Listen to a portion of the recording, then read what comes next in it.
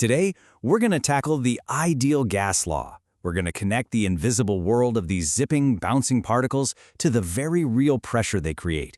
It's the science behind some pretty cool everyday things. I mean, have you ever really thought about it? A simple balloon holds its shape against the world, and your car tire is supporting thousands of pounds. So, what's the invisible force holding it all together? Well, the secret, it turns out, lies at a scale you just can't see. It's all happening in this frantic, chaotic dance of billions upon billions of molecules. So, to really get the big picture, we have to start by thinking very, very small. Okay, so let's pull back the curtain on this unseen world of gas. To figure out what's really going on inside that balloon or that tire, we need a really powerful idea called the kinetic theory of gases. You know, the rules of this game are actually pretty simple. Just imagine a box filled with countless tiny billiard balls. They're bouncing off the walls, they're hitting each other, and they never, ever lose any energy. That simple model of pure, unending, chaotic motion, well, that's the whole basis for what we call an ideal gas. So that brings up a really interesting question. How does all that random bouncing, all that chaos, somehow generate a steady, predictable force?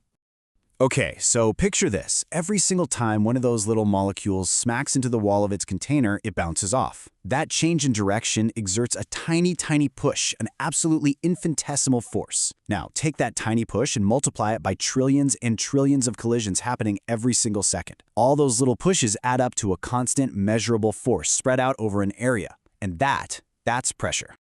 So the crucial point here is that the pressure we can feel and measure is really just the grand total of all those individual molecular collisions. It's the collective effect of a completely unseen microscopic storm. And this is where the physics gets truly elegant. We can actually build a bridge between the tiny world of molecules and the big world we live in. And that bridge is an equation. So to build this bridge, we only need to know three things about our microscopic players. How much one of them weighs, that's its mass, how many of them there are in total, and a special kind of average speed they're all traveling at. And boom, here it is. This is the connection. On the left side, you've got pressure and volume, things we can easily measure in a lab. And on the right side, you've got the mass, the number, and the speed of the molecules, all the stuff we can't see. This single equation is the absolute heart of the kinetic theory. You know, here's another way to think about it. That's pretty cool.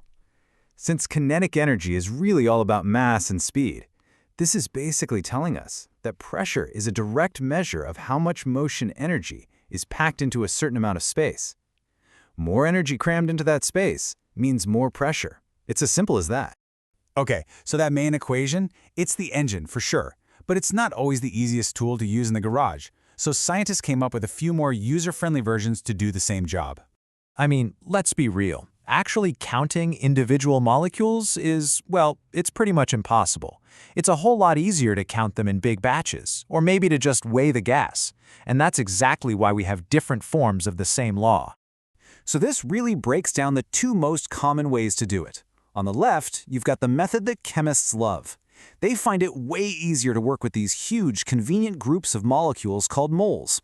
And on the right, you have the physicists' approach, where they prefer to think about the total number of individual molecules. It's the same gas, of course, just two different ways of counting.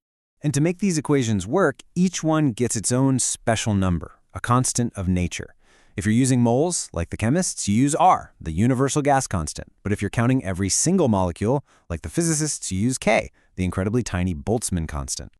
All right, so let's zoom out a bit and see how this all fits together as one big theory, just with a few different faces. And just to show you how flexible this law is, you don't even need to know the exact volume of the container. If you know the gas's density, how much stuff is packed into a space, you can just rearrange the equation to work with that too. It's incredibly versatile. This summary table just lays it all out so nicely.